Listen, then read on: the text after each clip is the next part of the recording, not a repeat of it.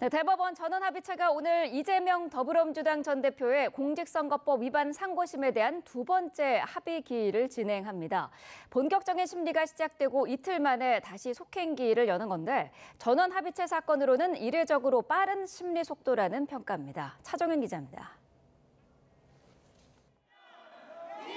대법원 전원합의체가 이재명 전 더불어민주당 대표의 공직선거법 위반 사건 두 번째 합의 기일을 오늘 진행합니다. 법원이 사건을 전원합의체에 회부한 후 곧바로 첫 심리를 진행한 데 이어 이틀 만에 후속 합의 검토에 나서는 겁니다.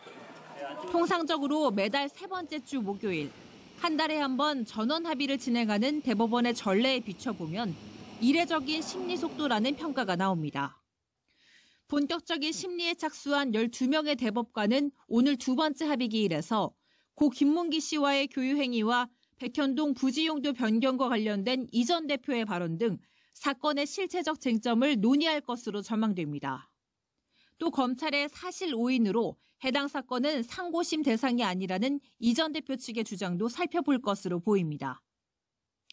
대법원의 이 같은 신속한 움직임엔 사회적 혼란과 불필요한 논란을 막기 위한 조희대 대법원장의 의지가 반영된 것으로 풀이됩니다.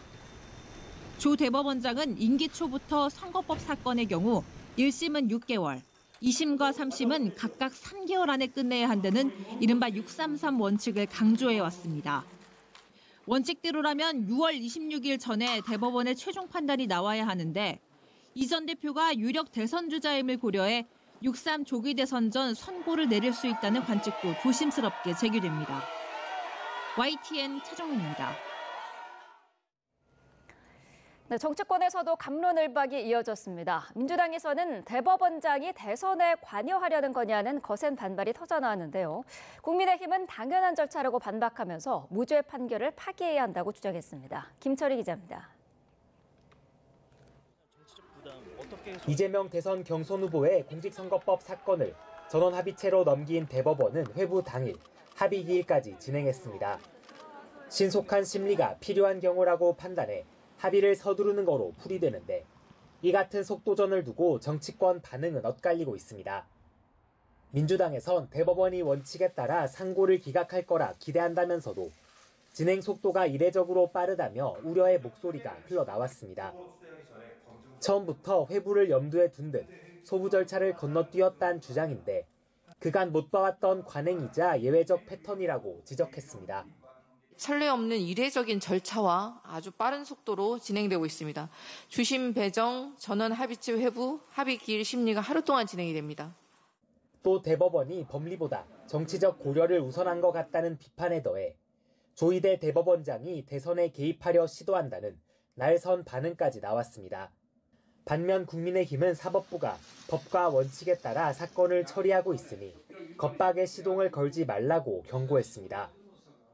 삼권 분립에 따라 입법부와 사법부의 시간표가 따로 돌아가는 게 당연하다는 건데 대법원이 파기자판을 통해 이 후보 혐의를 명확히 밝혀야 한다고도 강조했습니다. 헌법 84조에 따라 대통령으로 당선되면 재판도 멈춘다는 주장에는 근거가 없다고 반박하며 논란이 남지 않도록 더 속도를 내달라고 주문했습니다.